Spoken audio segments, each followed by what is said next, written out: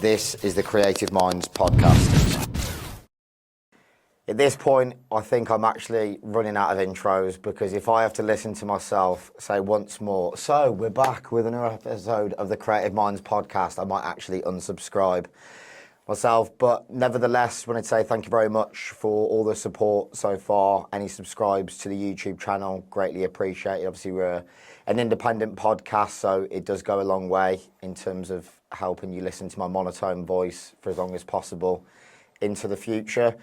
This episode, pleased to be joined by my good friend Malik Sennaoui. He is a videographer, and as we all know, media is incredibly important nowadays. It doesn't matter what walk of life you're in, especially in the digital age of social media. Malik has worked for us personally on terminal shows at Lab 11 here in Birmingham, but he also works full-time for Enzo Siragusa as his videographer on tour and for Enzo's brand Fuse. Other projects include artists such as Julian Feijmer. I think I've pronounced that wrong, so apologies in advance, Julian. I think you might be coming for me for that. Also brands such as Modern Funktion. I think that probably just about covers it. For the moment. Yeah, mainly just those guys, yeah. Yeah, a few nice brands and artists there, mate, to be fair. Yeah, man, thanks for having me on. Flying at 21, bro, I'll give you your due. You're in a lot better position than I was. I remember what I was getting up to at 21. I definitely didn't have my head on my shoulders as much as you have, so yeah, thanks very much for coming on, mate, first of all.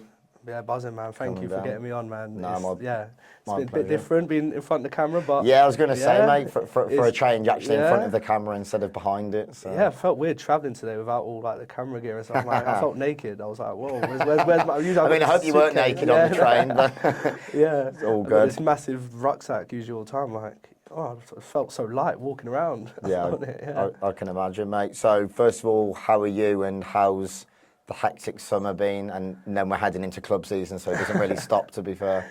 Good, to be fair. Like, closing of Ibiza was just a bit, again, hectic, and then and then next thing you know, ADE, I'm still recovering from that. That was like... I think everyone is, mate, to be fair. ADE was just the first time, it was just madness, and then just still going now, like, it's just been, not slowing down. Halloween, bang, bang. But then the rest of this month's pretty chill, but then December is just like, just going again, madness. So, yeah, I can imagine. How have you found it in terms of the intensity? Because obviously, credit to you guys, anyone who works in media, it's not just the travelling that's involved and sometimes the sleep deprivation, different time zones. It's having to obviously deliver the work and then the quick turnaround, and then you're almost back onto another job. So how are you finding it all, adapting? Well, it takes a lot of getting used to. Like, 1 second you're filming on a show, then you go, all right, cool, you got this many hours of sleep, you'll get up, fly somewhere else, but then all in that time you've got to be editing content, putting it out live.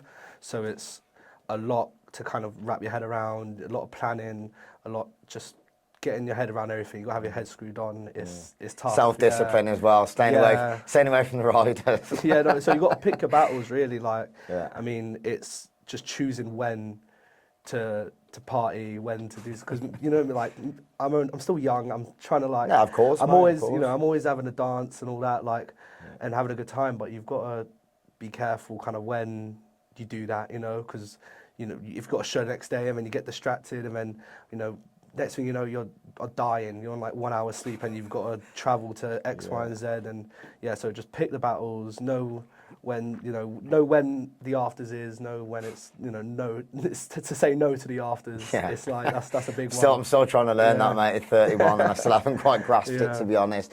And I can definitely relate. Obviously, I've never done any kind of, I wouldn't say proper media, because obviously I do work in social media, but I'm never going to claim to have picked up a camera or done like videography or photography. I've got, immense amount of respect for anyone who does it professionally, especially in those kind of environments. But I do recall the times where we'd have like shelter at Amsterdam on a Friday, and then you think, oh no, I'll be sensible, and then you're in that environment, everything goes out of the window.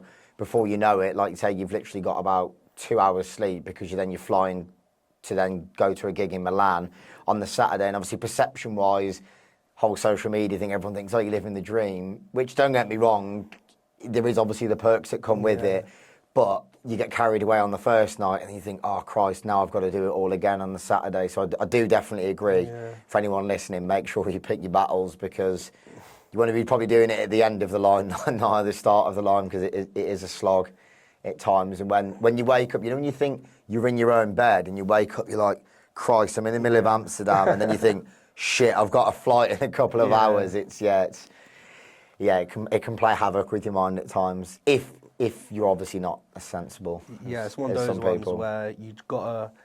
I feel you only really learn from the mistakes. It's hard to actually be like, you know what, I had to behave here, unless you've actually kind of, you messed up before. So, for example, like off Sonar, when I died pretty much. Like it was hard. Like I was like, after that week, I was like, you know what, don't do that again. You know? So you got to. That's how you learn. You got to learn by the hard way. You know I can definitely agree. I mean, in an ideal world, which it is the music business at the end of the day, we all know what goes on. There's there's debauchery involved, there's party, and it just comes with the territory. But anyone who can just do it completely sober, which in fairness, I will give him his due. Obviously, Charlie Sanders, he obviously works with Stussy. Yeah. I'll give those guys their due. But I think obviously their touring schedule is absolutely relentless. Where I think they kind of know if we play up here, it's not going to end well, to be honest. But no, I definitely agree. There's mistakes and learning curves I've made along the way, and sometimes you think as long as you learn from it,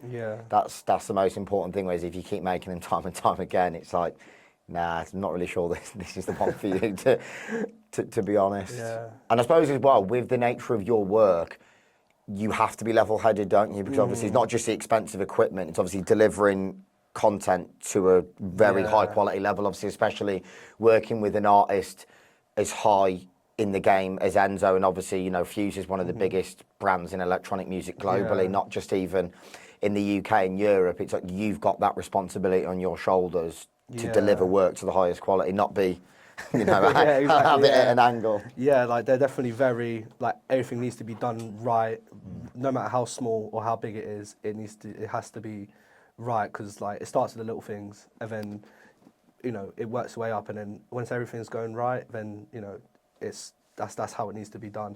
So like for example in Malta, Friday, Saturday, Sunday, we was like head screwed on, barely drinking, just getting everything done, make sure we're on schedule, and then we save the Monday, the after party. That's when we can celebrate and stuff. So it's always nice to have. I feel like when you have something to look forward to after, like an afters or whatever, that really, I think it helps you. You can probably enjoy it a lot more. You know all your work's done. You can reflect and be proud of what you've delivered, and then let loose. Well, then picking up the laptop the next day, man, it's looking at you, and I'm looking at it, and I'm like, it's like it's like going back and forth. Me and the laptop, I'm like, stop looking at me like that. It's hard, Yeah, I can imagine. So I suppose it makes sense, and obviously we've but become friends, but I don't actually know that much in terms of, other than the fact you're a Palace fan, and you're finally getting some feel-good factor probably for the first time in your life. Obviously, I don't know that much in terms of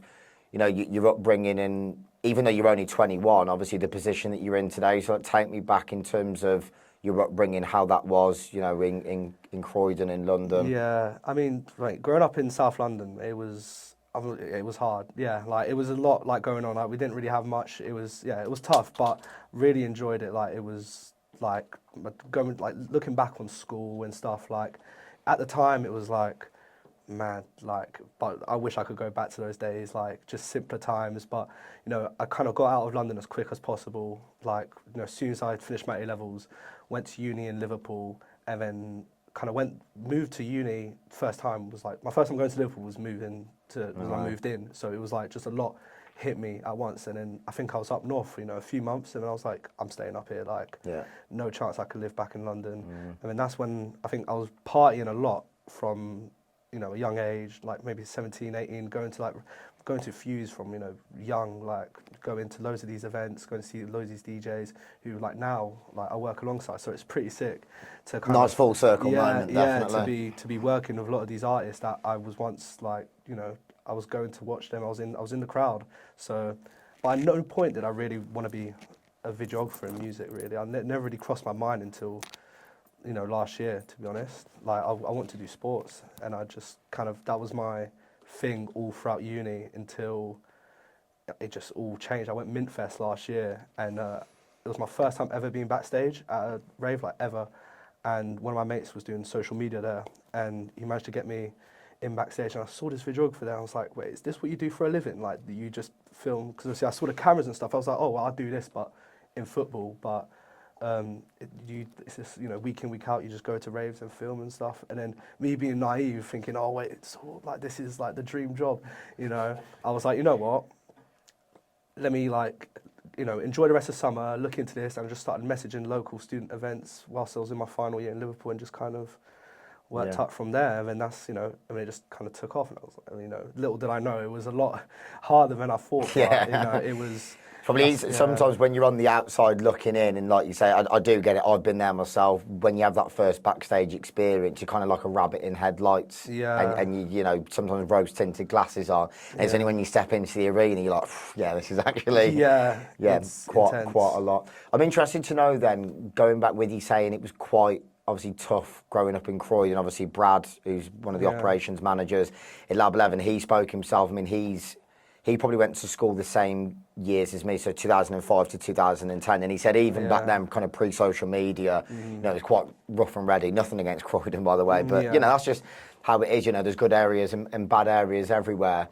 So how was it in terms of school? Was it very much like, with you saying you didn't have that much growing up, was that a factor in terms of wanting to do better than yourself? You kind of looked at it even from a young age. There's probably an element of maturity there where you thought, if I want to do well for myself and create a better life, then I'm going to need to maybe either leave here altogether or just graft probably harder than most people. Yeah, I think I knew I needed to get out of London. So when I was like 14, my parents split up, so I was only with my dad, and he was leaving to go to work before I was waking up for school and getting back, when I was asleep. So kind of from the point I was 14 onwards, I was pretty much just like very independent, because it was just me. My sisters were with my mum, so I was on my own. And then the amount my dad was working, I thought that was normal, and that kind of, I think, rubbed off onto me. I was like, working, because when I first started doing this, I don't work as much now, but I was working like stupid amount. And then, until I realised, I actually need to look after myself, is when I pulled it back a bit. But yeah, I think it was definitely my dad that had a big influence on it.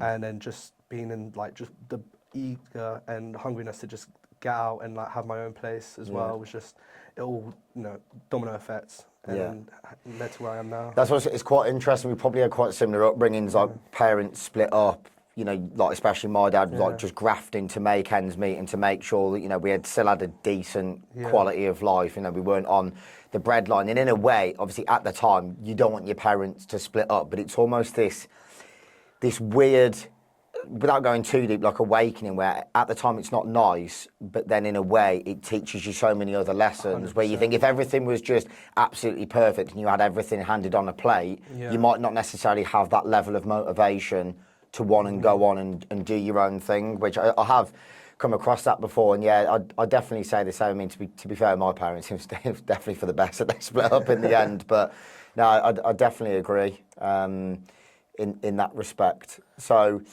you did A-levels. Did you do media studies at A-level? Yeah, I did business A-level, media A-level, and art A-level. So did those three. It was just all, it's mad because those three things have all come together to what I do now. I never thought that at the time. I was just doing things that I enjoyed. Painting, I was an oil painter, and then just enjoyed filming as well. But no point did I see that coming, crossing paths with music. I've always been obsessed with house music and this music that I work with now, but never did I think it would come, it would cross paths. No point. And then, it's mad. I'm a true believer in thinking everything happens for a reason. So everything that's happened, growing up, it's all kind of led to what I do now without even thinking about it. So, it's crazy. Were your parents from quite an art-led background, or were you kind of the odd one out in a good way?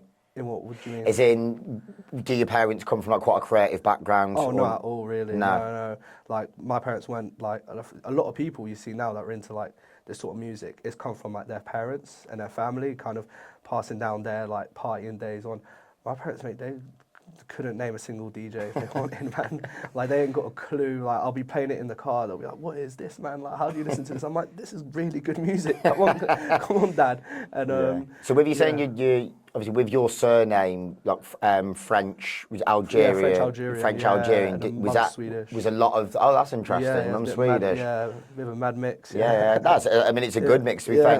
in terms of the cultural differences. I'm assuming then their taste to opposite end of the spectrum. Yeah, for I the don't really most know. part. Like, I've really never heard my parents listen to music. It's mad that is. I was on a train journey a couple of years ago going to Parklife, and there was this massive geezer, and I think he was in like the SAS or something along those lines, and we were just talking about music. I said, "Oh, what music are you into?" He goes, "Don't listen to it, mate." I just thought, I was kind of baffled, like, how do you not listen to music? But I mean, obviously, hence why we do what we do. It's that passion and obsession for music, and as well, I find it a bit bizarre when I know there's certain roles within the industry where you kind of just have to be a bit more like introvert and a bit more like admin focused. So you're not necessarily as obsessed with the music, but I just find it a bit strange from people just not really into music at all. Never mind just electronic music. Yeah, so I got it from my friends. I thought so. I mean, where they got it from their parents, then my friends kind of I would just spend time with them, and then they'll want to go to like these events and stuff. I'm like, you know what, let me give this a go. And then next thing you know, I'm like going to these parties with my friends, and then they're teaching about this music. It was a lot of, I think when I was 17, 18, it was like a lot of garage, jungle sort of stuff, and then it all kind of just like matured from there and just changed. I still listen to all of it now, but it's like the way I think over these years, and it's not even been a long time. So we're talking only like 3-4 years. How much like kind of musically you change. Yeah, no, definitely. Yeah. Remember some of the raves I was going to when I was probably 19 or 20. Tom Short is one of the biggest promoters here in Birmingham.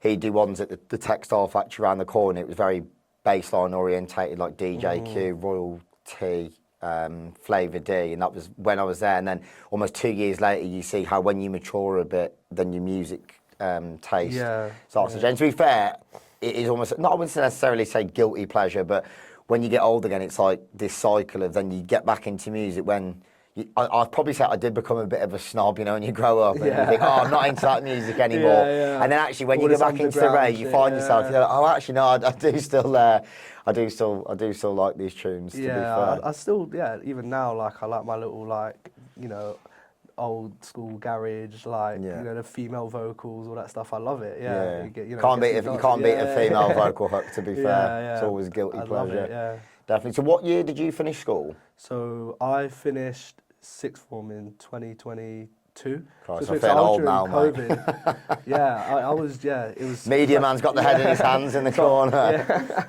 So I didn't do my GCSEs. You didn't? No, because of COVID. Oh, because of COVID. And then first year of sixth form, didn't really, like, we was all on like Zoom and that. And then, we actually went in for our last year to actually do our A-levels, year 13. And then, I got into all the unis I applied for. And then, I mean, the only reason I went to Liverpool was really just because, like, my friend was going. Like, I was, like, so scared to go somewhere, like, on my own. Which is mad to think nowadays because I was quite shy back then. Now it's, like, the opposite. Like, I feel like I could go anywhere and just kind of fit in. It's definitely good in that respect as well. Like, the social... Like, not necessarily social mobility, but in terms of just growing your confidence. I know there's obviously the education aspect where you want to go to a good university and be educated, but definitely, because I think whenever I go to London, London's almost like its own country, never mind city. Like the way that it's built in terms of the structure, you can see why some people almost don't come out of that bubble, but then sometimes it can be a little bit dangerous because you're almost... That's all you know, and it's definitely a good thing to broaden your horizons, not just in terms of cities, but obviously, especially culturally, the amount of different countries that you're going to, and it opens your mind to the way other people live. Otherwise, when you're just stuck within one ecosystem, you're like, oh, this is how life is, and that's it. But I mean, it's like surely there's more to life than that. Yeah, I love traveling. Like, it's such a big part of it, like the traveling side of it. I mean, don't get me wrong, traveling can be like stressful, but I say it's one of the best parts about it, being able to just like go and see all these other places. Because I mean, the amount of people that I remember like, you know, growing up with, and you know, they stay in London their whole life, you know, and it's like, you know, if London's for them, then that's fine. But I feel like as soon as I got out of there, you know, started, you know, seeing actually like these different parts of the UK and how diverse and different it is, I was like, yeah, I couldn't see myself staying in there. So it was nice, you know, to even, you know, Spain, the Netherlands, all these different cultures, you know, in the parties there, Italy, like that's the best part about it. Meeting these people from different countries, different cultures, and like having this like synchronization with them, with like the music and stuff, and like all having this common like hobby. Like-mindedness, yeah, it's- definitely. from, So I was saying to you, when I was with Samuel Deep the other day, you know, he's a Dutch guy, and then his roots are from, is it Suriname? It's like a Dutch, Really? yeah, it's like a Dutch colony in South America. yes. And I'm sure he was saying that Edgar Davids, his family's from there, Jimmy Really? Floyd Yeah. Hasselbeck. Yeah, there's quite a lot of Dutch people where, because obviously like the Dutch colonies in the past, their roots are traced back to South America. Yeah. And it's like in terms of like nationalities and I suppose, you know, like backgrounds, we're very different, but then musically, that's what like brings us all everyone together. And yeah. that's really amazing thing. Obviously, we'll come on to it later on. You know, you go somewhere like Slapfront Closing in Brett, and you have everyone different skin colours, different languages, but everyone's just got that common love, and they share it. That's why they're on the dance floor together. Also, without going too political, obviously because I mean I grew up in Shrewsbury, which is like a small market town in Shropshire, so I never really experienced that side of life growing up. But would you say part of it with the likes of Croydon as well, would you say, you know, not tying it all with the same brush, because I'm sure there's good and bad parts of it in there, and there's some great people doing good things, but would you say there's a bit of a toxic environment where you probably thought yourself, I need to remove myself from this, it's like in order to not get caught up in some of the madness? Yeah, South London as a whole is like, you know, it's like so much going on. Like it's like, especially in school, like you see some of the maddest stuff. You know, it's crazy. So, kind of, I mean, as I grew up a bit, it was like, you know, it was mainly the younger years, like secondary school. That you took like year 9, year 8, year 10. Like just, I think post-COVID, pre-COVID was very different. Pre-COVID, it was like, I think it was a lot more rough. And then after COVID, I think I just like got out of that a bit, and then I was just like a bit more mature. But yeah, it was definitely. But at that point, I was like, yeah, I really need to get out of there. Like it was, yeah. It's definitely a lot of bad influences. Yeah, it is. I was definitely the same. When you're, especially when you're a teenager, I think us males definitely take longer to mature than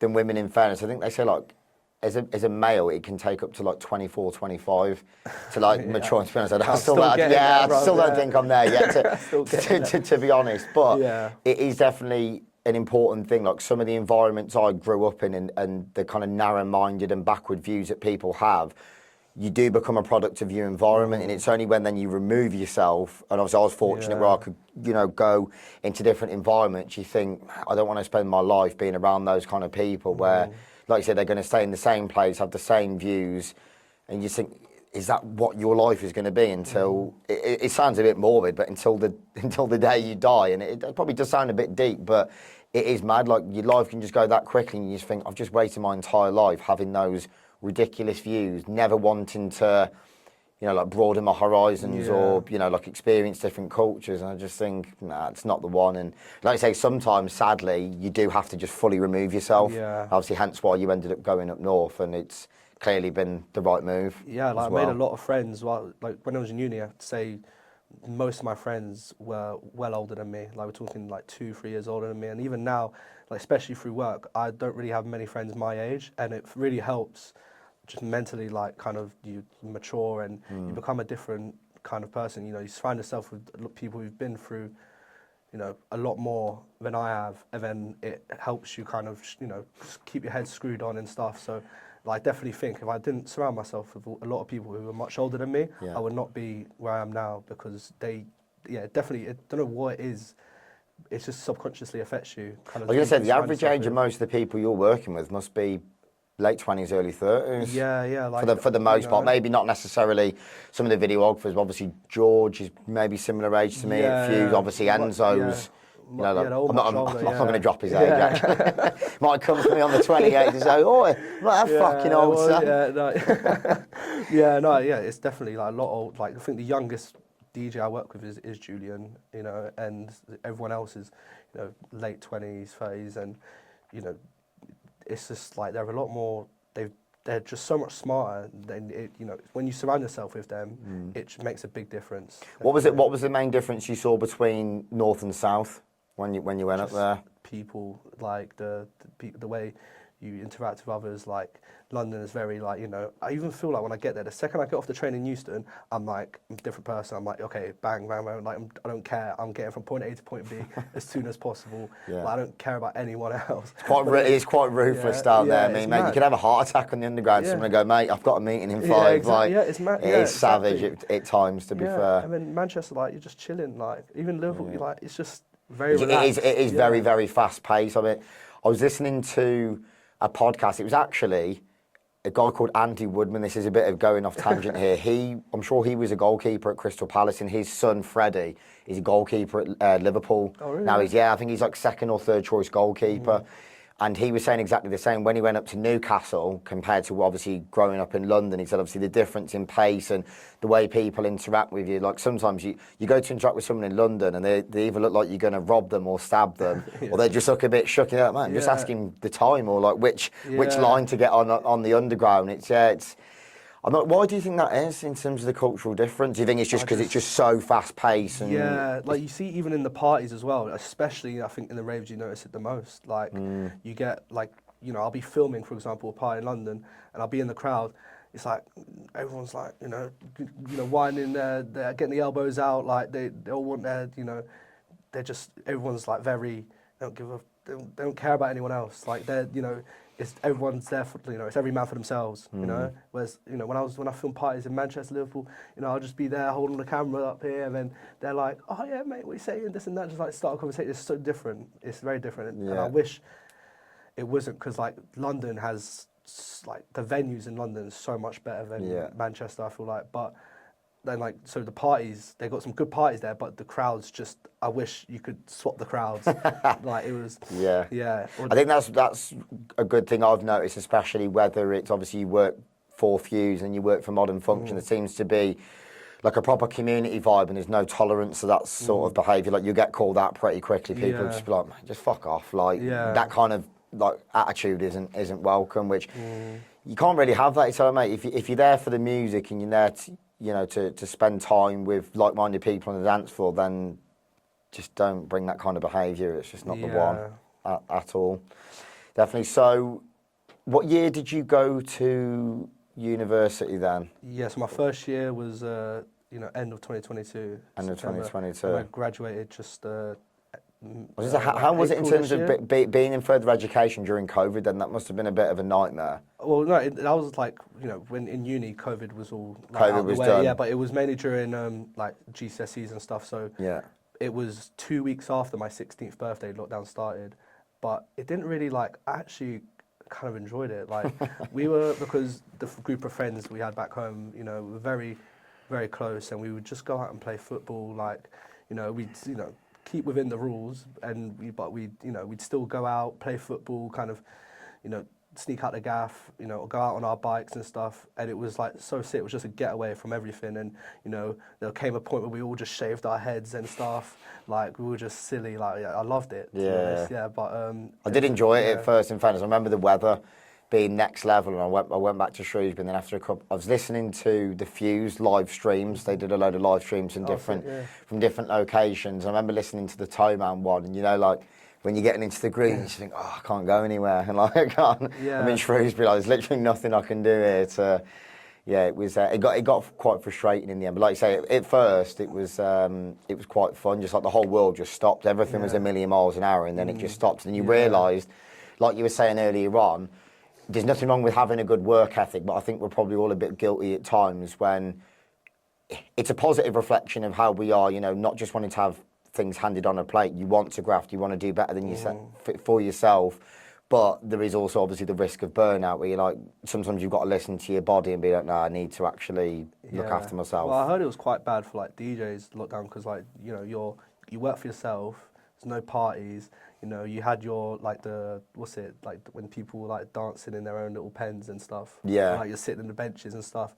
Yeah, and it just seemed a bit like mad. Like, but then after that, it was when like I feel like it changed. Like, I mean, I don't really know much before lockdown when it came to like events and stuff because like, I was like, what 16, and then I think over lockdowns when the music kind of changed for me, you know, in my head. Yeah. And after is when like I feel like events were very like it just all like changed so quickly. Yeah. Like, what was that for you when you was? Yeah, so I don't think I was at, I think I started working full time at Lab 11 just after COVID. Yeah. So it would have been towards the back end of 2021. I think it would have been, because yeah, lockdown was at the start of 2020, wasn't it? And then it went, there was kind of like 1 minute we were locked down, then we weren't. It was a bit of a peculiar feeling for me because I had a sense of guilt where, because I was still working full time in finance, but I was pushing so hard to try and get into music. You had obviously a lot of people where, you know, they weren't earning as club owners, promoters, DJs, you know, like everyone across the board wasn't able to work, and then I was still getting paid full time, and I was still fine financially. So you kind of like, I was so eager, and obviously I started doing the podcast remotely, and I think everyone's perception was, oh, he must be struggling. He works in music full time, and I was like, oh, actually, I'm still getting paid. I'm still fine. See, there was a sense of guilt there, but yeah, I do remember as soon as everything got the green light, yeah, it went pretty crazy straight away. But it was a good period, but it was just a bit of a mad period of time, to be honest. I mean, even when you look at, once again, without going too political, like the way that we were lied to, let's be completely honest, by the government and some of the policies and this and that, and you look back now and you think, man, I don't know if I could ever trust a government again.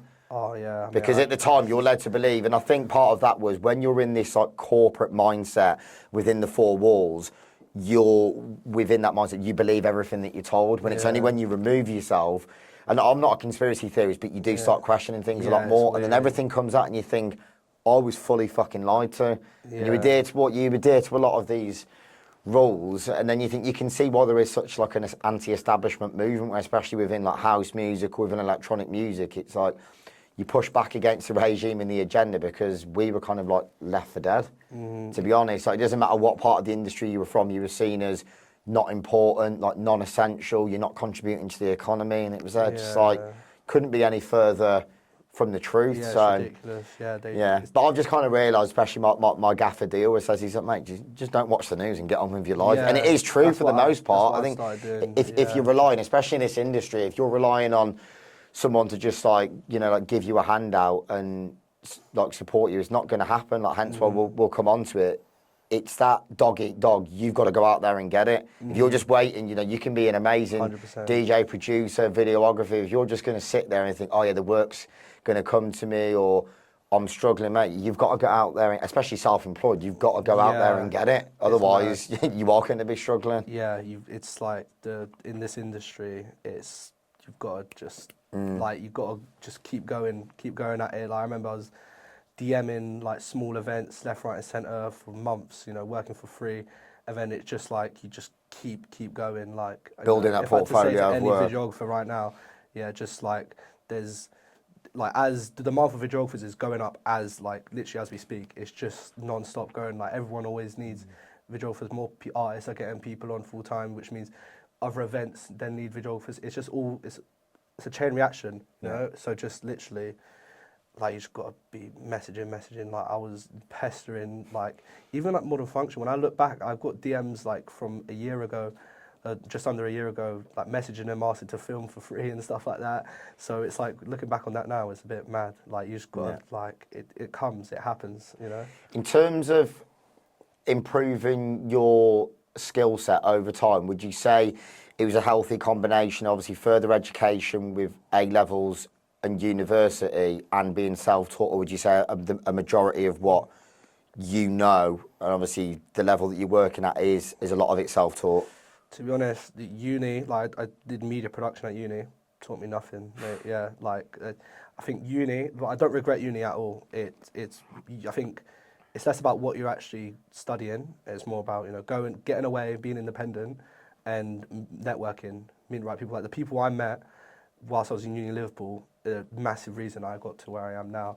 You know, like the Nautica boys, them guys, Binary, Mike Silcock, people, I met them whilst I was in uni in Liverpool, and that's the reason I'm here where I am now. Like, it's not necessarily because of uni, but it's because of uni, you know what I mean? So, and everything I learned, like I knew kind of like the basics and stuff just from doing sports, but then like music's a whole nother, it's almost, I thought it would be similar, it's not, like you got to relearn everything basically, so just come with experience really, like, you know, a year from now, I'm probably going to look back at like the work I'm doing now and, you know, hopefully I'll be much better, you know, yeah, you got to just keep going and then you just get better with experience, like. I think that's definitely a big thing with you saying, obviously Nautica, I know that Caelan works for Warehouse Project, he does marketing, obviously Mike, you know, does great events with Binary in Liverpool, but obviously also very influential in a high position through, obviously, meaning what, he's agent for Max Dean, Luke Dean, Omar Plus, Obscure, like got a very strong roster, so being within those circles, obviously it is massively influential, and I do get the point that when you're first starting out, if your work isn't at a certain level, obviously you're probably going to need to start off with the smaller brands in order to build the experience, get your work better. You're not going to be going straight in working for a Binary unless you're literally like next level talented from the start. So yeah, there is an interesting combination there in terms of like building your portfolio with some of the smaller brands, maybe accepting it first. In an ideal world, no one wants to work for free, but unless your work is at a certain level, it is transactional and it's business. Someone isn't going to pay you X amount if your work is pretty standard. So that's interesting. So did you end up shooting for Nautica and Mike, or was it just being within those circles and open different doors? It's quite a funny story actually. This is start of October last year, and you know, I was still in uni, and like Basso, the DJ, he was playing in one of like the smaller rooms at the Binary event. I'd messaged Binary, like DM them like loads, like, oh, can I come film for free? Just got, you know, nothing back. And a few of the artists just got nothing back. Basso replied, said, oh yeah man, come down. Like, I was just offered to film for free. You know, did his set, but then when he was done, I was running around all the other rooms, like shooting, just like trying to, so we had Robbie in one of the other rooms, Lot Lead, Nautica, Obscure, Riley, and I was just running around shooting and then just talking to these guys, like acting like I'm supposed to be there.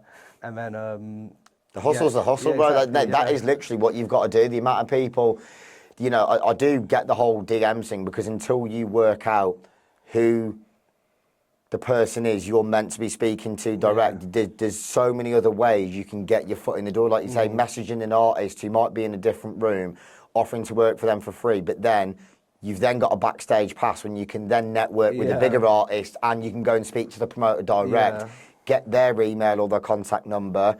You've shot the event away from obviously the work that you've done for the artist who's given you the opportunity. Like I think this is what people need to think outside the box, because obviously now it's so competitive, and obviously it's saturated across the board, whether you're a DJ, whether you're a photographer, whether you're a videographer, you have to think outside the box and be willing to hustle, because it's not just as simple as going to an event and being like, can I have a band please? It's like, if someone doesn't know you, or you're not offering you're not offering a service, it's like, I do get it, because otherwise it's like you might as well just give every single person in the crowd a band. It's like, I do get it. You know, people are hungry; they want to get their foot in the door, but it has to work both ways in terms of the service. Because otherwise, I'm thinking, well, what are your intentions? Are you actually wanting to get into this industry for the right reasons, or is it the classic? You just want to be backstage to get an Instagram story and to clout chase. Yeah, so it was like that event. Did some shots of Nautica in the other room. They had their event tied, hosting the other room, and then Mike actually just saw me running around camera. He was like, "Oh, can you do some photos for us? Like, we don't have a photographer. We need a photographer."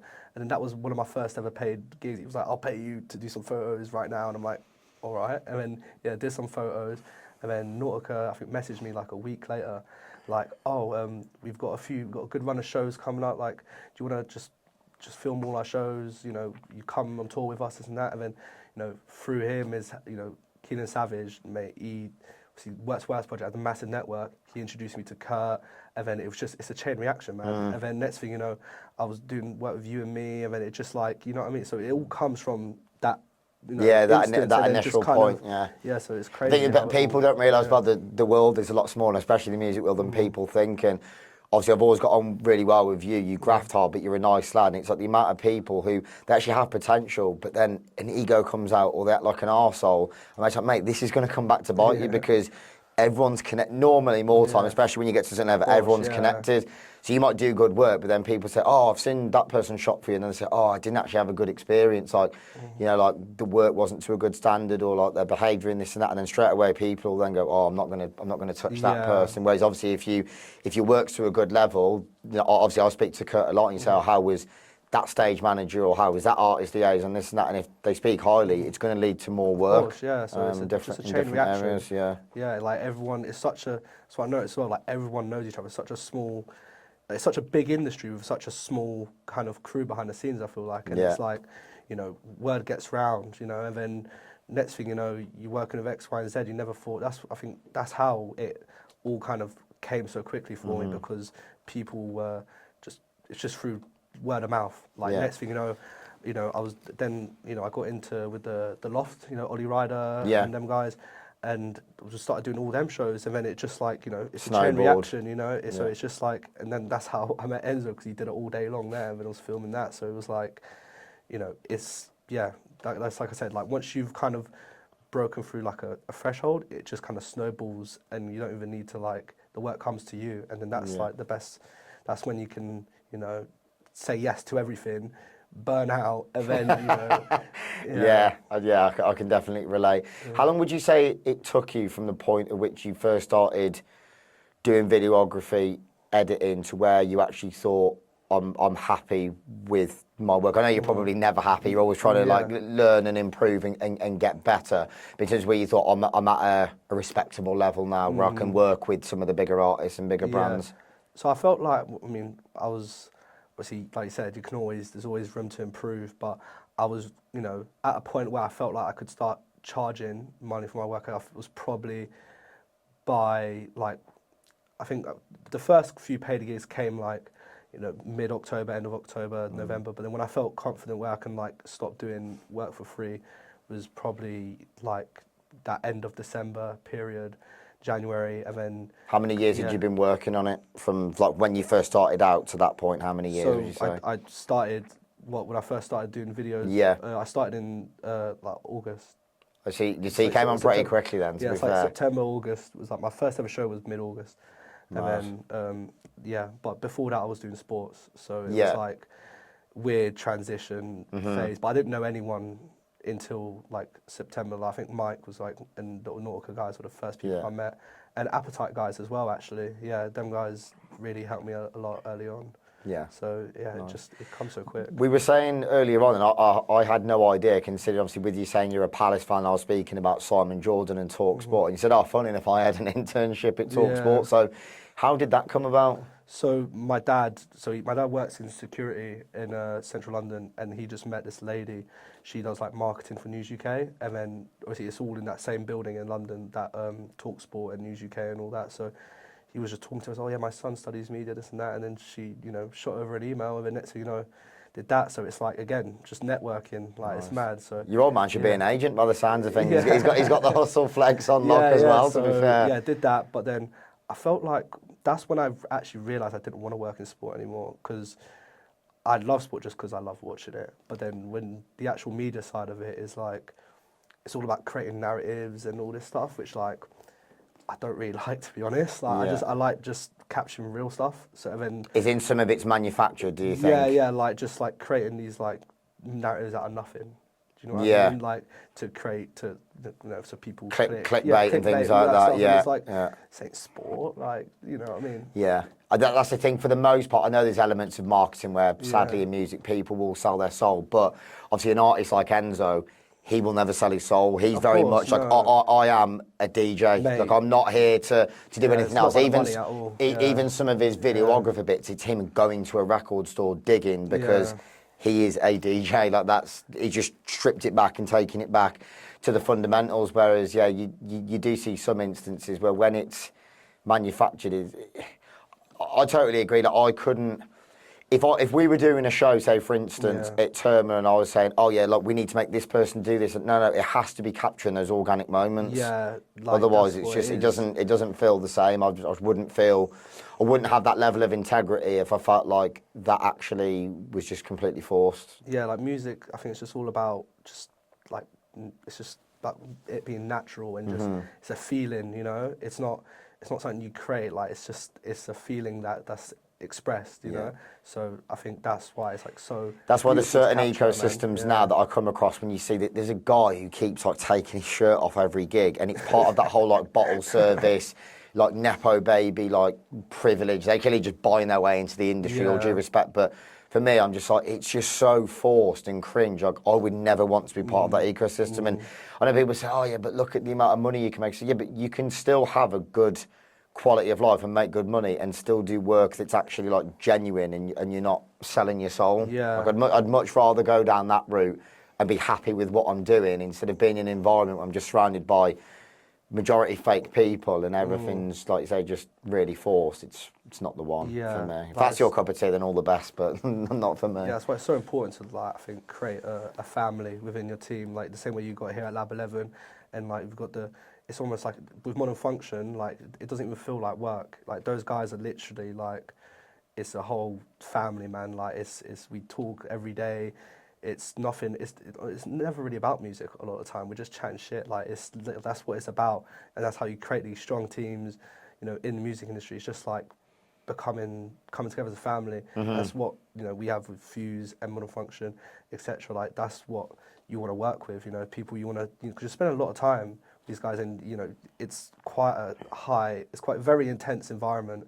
So when you've got that family, right, and everything just feels natural, that's it. Definitely important. Otherwise, it's mad. There's like this weird, like, contrast almost where you can be in such a busy, intense environment, but like you say, you can also feel very isolated if you haven't got those connections with people, especially like within media. If you're kind of just stood by yourself, you're surrounded, it can be quite an intimidating environment if you, like you say, if you haven't got relationships with the people that you work with. Definitely. It's a bit crazy. I think that's why you're seeing more and more videographers kind of like being, I think instead of just being, oh, all right, we need a videographer here, bang, here's a videographer. It's a lot more, it's a team now, because what I've noticed, like once you've got that relationship with the people that you work alongside, the content is so much better because it's natural, it's never really awkward in front of the camera, especially when you've got like, videographers that just like, they film and just stand there, they're not really like into the music and that. When it's like, you're into it and they're there dancing, as well, like everyone's all together, it reflects in the content because it's like it just subconsciously has an effect on the way people behave around the camera. And yeah, it's a big difference, definitely. No, definitely. So how did it come about then? Because I mean, one thing I've got a massive amount of respect for, and I'm kind of smug about it on your behalf, where I've been told in the past, because of your age, you're not considered this, and there's sometimes the dinosaurs of the industry that almost are a bit threatened by like the younger generation that they can see have got the potential, they're coming for them. How did it come about? Considering obviously you're 21, shooting your shot, working for Enzo, and how that relationship has developed. Obviously working with Enzo personally, and then Fuse as well. Well, it's funny enough, like my age. So firstly, 99% of the time, people don't know how young I am. Because like I just look, the thing is, it doesn't matter as well. I mean, obviously, I'll probably look younger than you with no facial hair.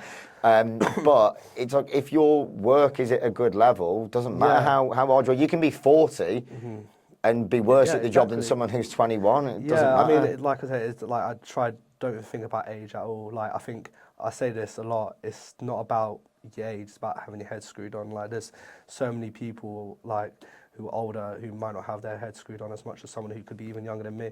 That's why you get like a lot of these visuals. Everyone's such different ages. Like you got George, you got people like me, but like with the same, we've got on the same wavelength because we've got our heads screwed on. So, like I said, age, it doesn't, it's not a big deal. And funny enough, the way I managed to, so the Enzo event at the Loft where I first met him, it was 21 plus.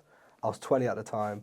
Yeah, and I wanted to just go to it to party, right? I wasn't fussed about filming it, but I knew I wasn't going to get in. So I was messaging them, like, the loft, like, oh, can I film this show? Like, etc. Like, I really like to do it. They're like, no. And then offered me to do a Midland show the week before, smashed it. And then they're like, you know what, do you want to do the Enzo weekend? And I was like, yes. So did that. And then I was, obviously, was like the youngest person in there. And then, like, it all just started from there. So sometimes, like, you know, if you just overlook that whole age thing, you know, it doesn't, it doesn't matter. That's interesting as well, because I suppose if you weren't as much of a hustler and eager, you could have took a step back and took no for an answer. But it's interesting because you then did the Midland show, smashed it on that, and then I thought, oh no, actually, we will bring him in. So should never take no for an answer, man. That's well, wicked. I just try to take anything I can, really. Like, it's like at that point, like the loft was like my favourite venue, it still is. Like, mate, the loft's just so sick, and I was living in Liverpool in uni, so I was getting the train over and then getting the like 5 a.m. coach back in the morning, just commuting back and forth. But I loved it. Like, even when I was doing the stuff like earlier on, I was just doing it for free for the experience, and like I didn't care that I was doing it for free. I loved it. Like it was like, oh, I'm partying for like I don't have to buy a ticket. Yeah, like, you know what I mean? Yeah. So it was like living the dream. Yeah. Sometimes it's not about like the money, just just enjoying it. So after that, then did you deliver the content to Enzo and George personally? How did that relationship then build from there?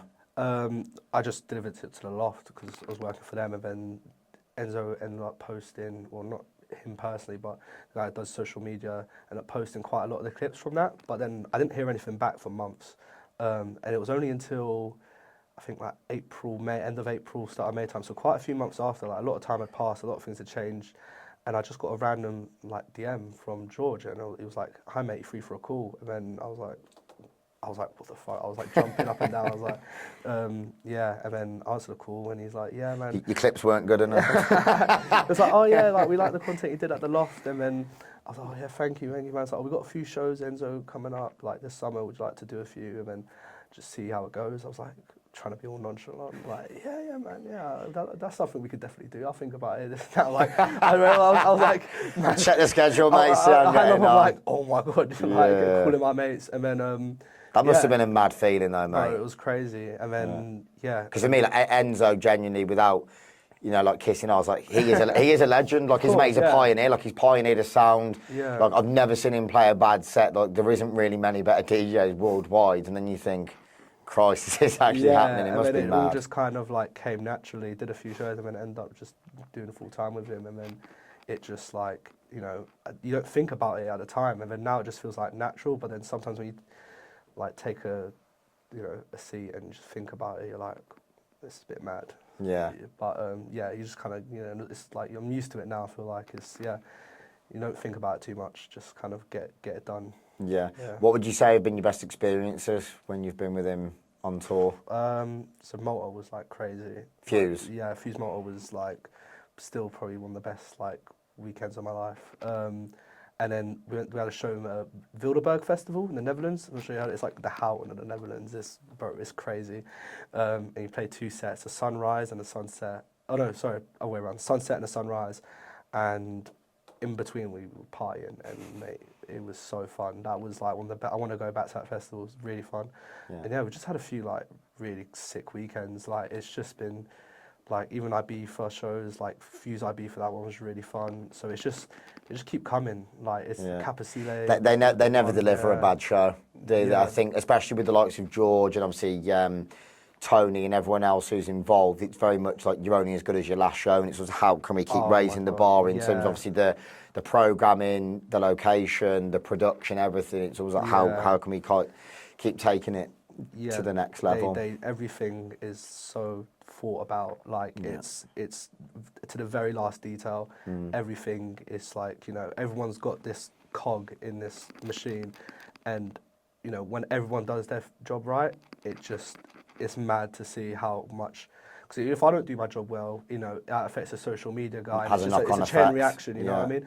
When everyone just does, everyone has their own cog, and then if everyone's working together, it's crazy what we can do. Like it's mad. Same with the Modern Funktion guys. Like it's like we all just it's you didn't think about it like before, but you know. You don't think of it when you're on the outside. You just think, oh, it's just a party and it just runs itself. Yeah. Obviously, there is a business and structure because it is a business. Everyone's got their own part to play, and like I said, when it all comes together, it's something so special about it. And credit to George as well, because to have that, not just an ear for talent, but also an eye for talent, and like trust his gut and be like, you know, I like what this young lad is about. I think he's got potential, and I suppose like investing in you. And I had exactly the same. You know, when I got taken on full time at Lab 11, I didn't come from a marketing background.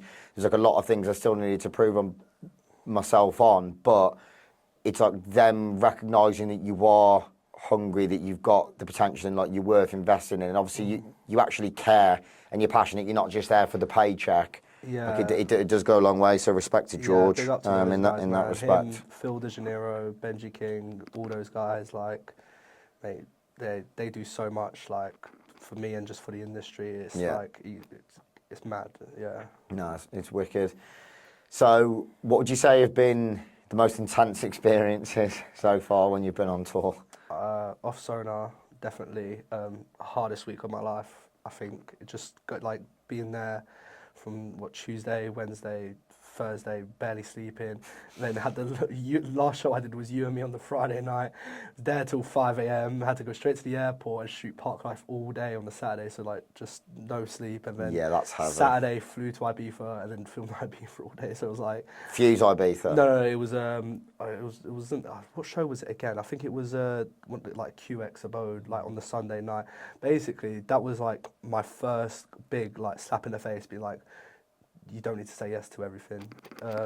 So next year it's just like one or the other. Don't try to do 3 bloody like weekends in one. Like it's mad. Yeah, that is heavy. So just to break that down again, off Sonar into obviously You and Me at the end, then into Park Life, then into Ibiza. Yeah, with maybe like combined 10 hours of sleep in like that whole week. That is heavy. It was like I was broken after that, man, and I was like, you know, you end them moments in like no amount of money right now can make me like get up right now, but you have to because you've already agreed to it.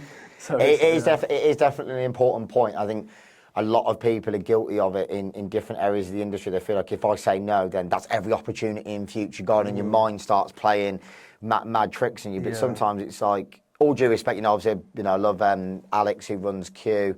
Obviously, like, you know, Joe who runs Abode. But sometimes you got, I think, was that one at the end of the line really worth taking? Not at all, man. Especially for your sanity. Oh my God, more than anything. Like, you just seen by that week, and somehow I still went to an after the Ibiza show. I'm like, what? I look back at it, what am I doing? So obviously I knew like, all right, going into ADE, I need to like, all right, learn my lesson, and I planned that. So I scheduled out all my sleep, like when I'm going to sleep. I'm going to sleep this time, I'm going to edit this time. I'm going to go to this party, but I'm going to do it sober, this and that, like, you know, proper, like, organised it, and then just got tear gassed at the end, man. So it just fucked it all up, but yeah. I was going to say, that's the classic thing, the amount of curveballs in the music business where you plan, and then something mad just happens up, well, that's that plan out the window then. Yeah, so I'm like, still recovering now. I mean, just for the record, tear gassing isn't a common occurrence. it raised. Obviously, I think you just had a bad experience there, to be honest, unfortunately.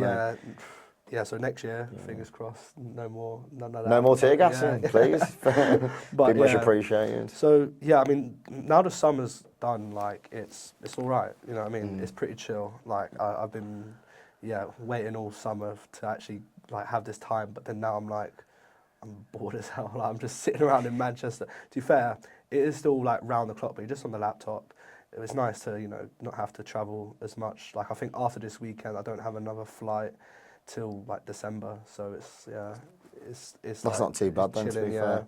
I'm interested to know as well, because, I mean, I look at the quality of some of the equipment that you guys are working with, and I'm no Carol Vorderman countdown maths expert, but I look at some of the costs, and I'm looking at the branding and, like, the weight of it. I'm thinking that is not cheap.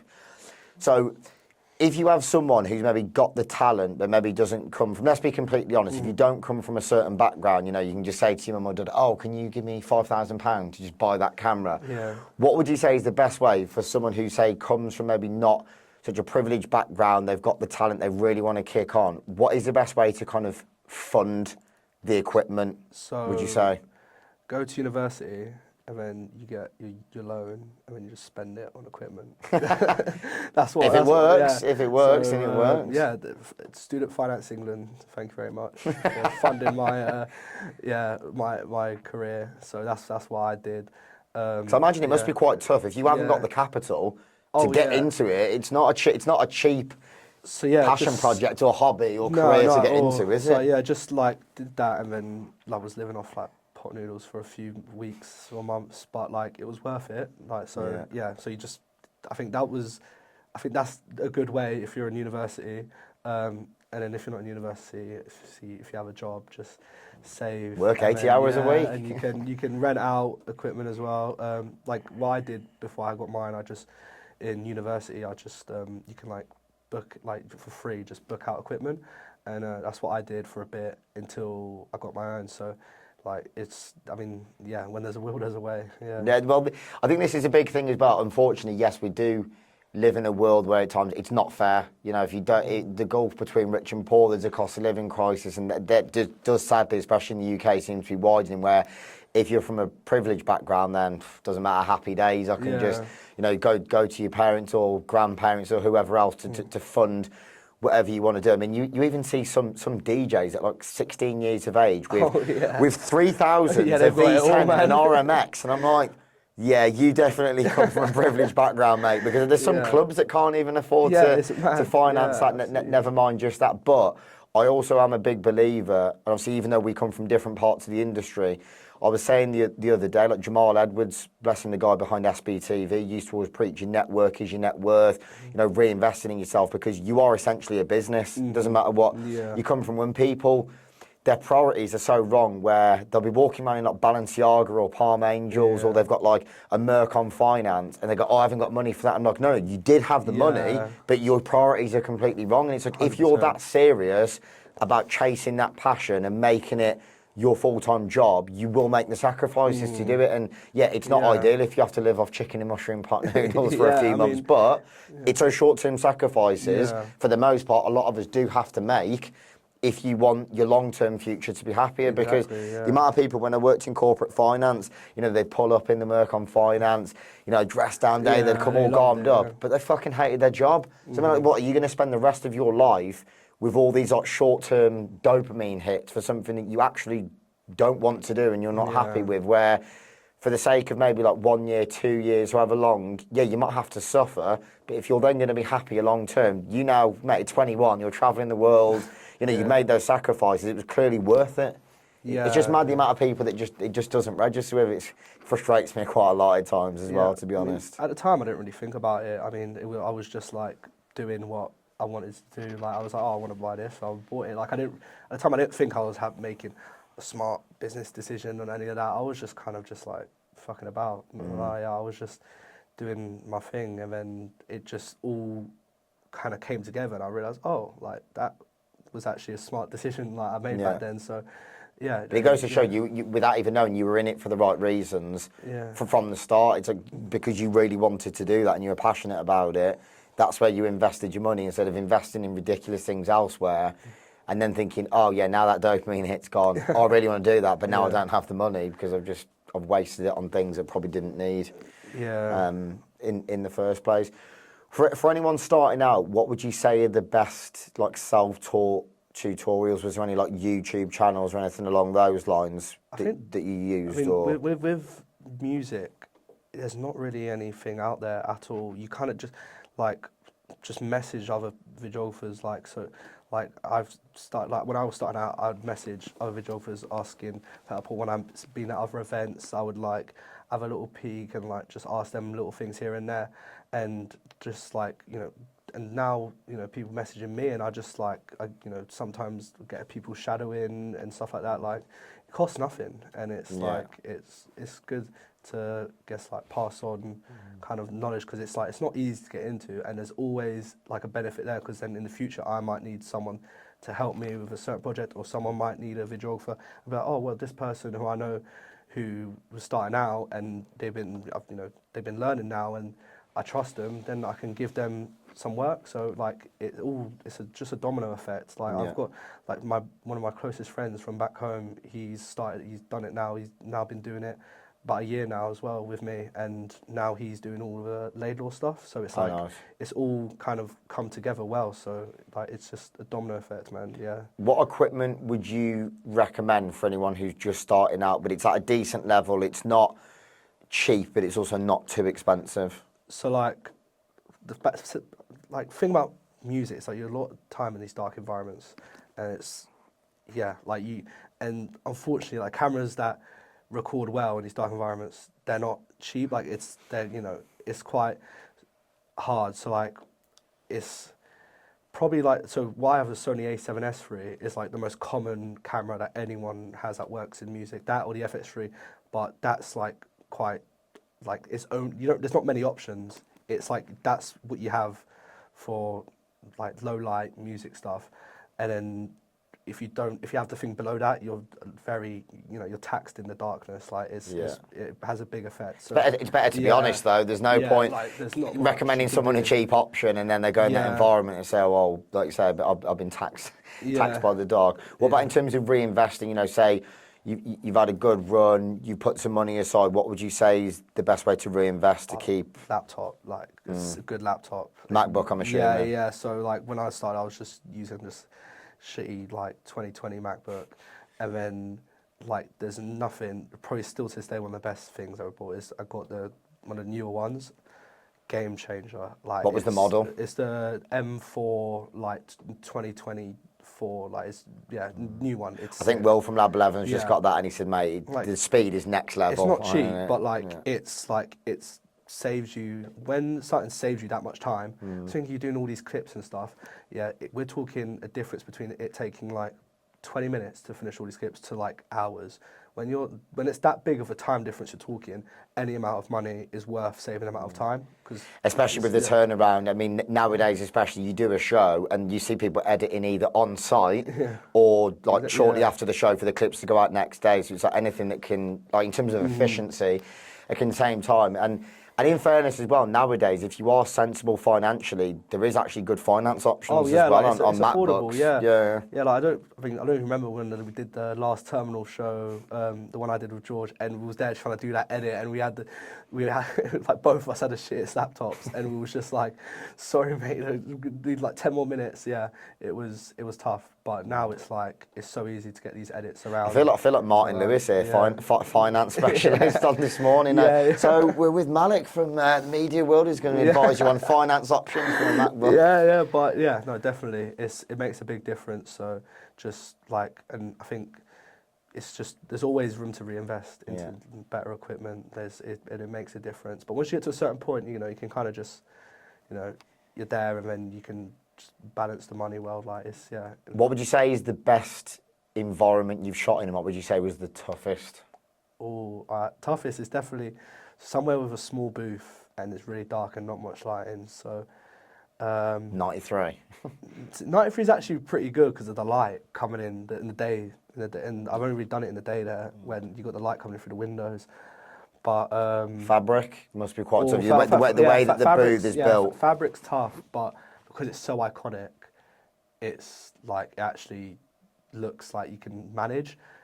I'm tough. There's been some really tough ones, but I kind of just.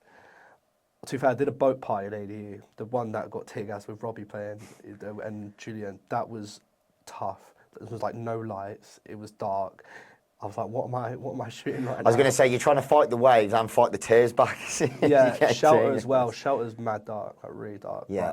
But again, it just looks like so iconic. It looks sick. And then, best one probably the production at Fuse Malta was ridiculous. That's really sick. The Cores in London, really sick. Park Life, where I did that one was really, really happy with that. Just daytime ones always look better, but because you have a lot more freedom. The more light you have, the more freedom you have to manipulate the image like how you want it to look. So here's a pressure crashing curveball, quick fire. Top 3 venues to shoot and top 3 venues to rave. All right, top 3 venues to rave. I'll start with Brett. Fabric, and 93. Yeah. I think three strong choices there. yeah, To be yeah. fair, I'm gonna look back on this and be like, oh, I could have said missed out something. that. Yeah, yeah. In fairness, like we were discussing before, Slap Funk closing. The fact you've got to experience that at 21 at AD that Monday special, man. is very special, and it is amazing as well because. I think it was 3 years ago. Like you'll just be at the bar and turn around Enzo's there, just having a drink. And it's just an environment where no one's hassling for emails, no one's trying to hustle. Everyone's just there to enjoy the music. Yeah. So big up. I think is it Carell runs Brett. Obviously it's Samuel and Nelson that runs Slap Funk. But yeah, that combination of Slap Funk and Brett it is just works so well. next level, man. Yeah, and amazing. shoot, the loft in Manchester, like the lights and stuff, it's just sick, man. And then, you know what? Like this is a weird one. Sub Club, yeah. I still haven't been. Oh, mate, it's like you wouldn't think it's sick to shoot, but it's just like crazy in there, man. It's sick. The Glaswegians, the Scottish are different level. Yeah, that one's sick. And then I think Robbie's been booked there for Easter next year. Really? It's on Easter Thursday there, and I'm there. I'm trying to plan it. See, the Thursday I did it with Obscure in April, and that was like a really special show. I'm going to have to go, to be honest. I think if it's the Easter Thursday, I'm going to make that commitment and get the flight because, like I say, it is a truly iconic club worldwide. Definitely. I say last one. I mean, it is to party and to film. Like DC-10.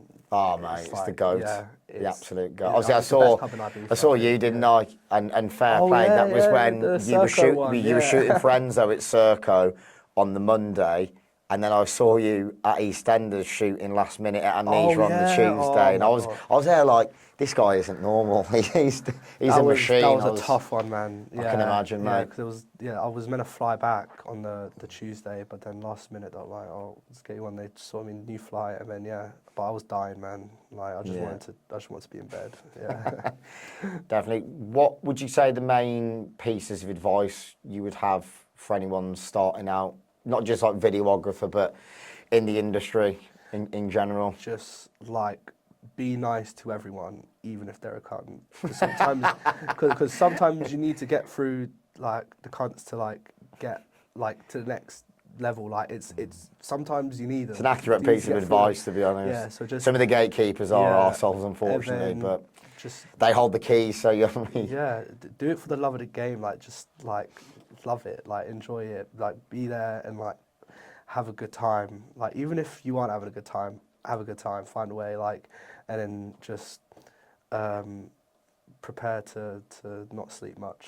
Yeah. I was going to say that is the reality. The amount of people, even on LinkedIn, you come across, they like the idea of working in the industry, but I'm always genuinely honest. It's not to scaremonger. It's like, no, guys, the more you climb the ladder, this is the reality of what your life will become, and then you actually really do pick out like who's in it for the right reasons. And I'm not like, I know some people create the whole toxic thing of, oh yeah, just don't sleep and this and that. Obviously, yeah, you have to look after yourself, but you are working very sociable but also unsociable hours. Like you're in a club until mad hours of the morning, and then especially with your line of work, you've then got to deliver. It's like, guys, this is a reality, and if you're not built for it, you're going to find out pretty quickly. That's to be why honest, it's so important to stick to what you love, because when it's like that hard at certain points, the only thing that keeps you going is like just the love for it. So when I've done like drum and bass, like once time I did a last minute drum and bass show just because they needed someone. That's not my cup of tea necessarily. It was a bit mad, right? And I just didn't want to go home, man. I did not enjoy it. Like it's hard to get motivation to stand there with a camera and film, and like if you don't love it. So I totally agree. It's a good job. The other media guy, he's a drum and bass promoter, so it's a good job he's not here today. Exactly, Otherwise, he'd be scowling in the corner thinking, "Fucking what's wrong with you?" But there's nothing wrong with it. It's just I totally agree. It's just like I can't agree. like. It's just not something I could really dance to, and like I just prefer the other stuff, man. It's just better, Yeah, definitely. Yeah. So to wrap up then, where can people find you on social media? It's at media by Malik _ on Instagram. That's just my Instagram. I don't really use anything else. No. Yeah, so yeah, maybe I need to hop on the LinkedIn eventually. I think it's definitely good. I mean, obviously you're in a really good position at the moment in terms of the work for Enzo and Fuse and the bits for the likes of Modern Function. But I do think, I mean, the likes of Elliot Stevens, I think he does quite well in the corporate world. Yeah. But I'd say TikTok must be a big one, surely. Yeah, TikTok's the same, Yeah. but I don't really post anything on there. I just repost my clips that I see when they get posted. I just repost them, and that's it.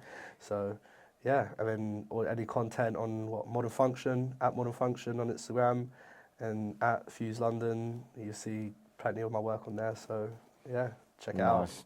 Wicked. Yeah, I just want to say thank you very much for coming on, Thank mate. you, man. Appreciate it, man. I'll see you on the 28th of December.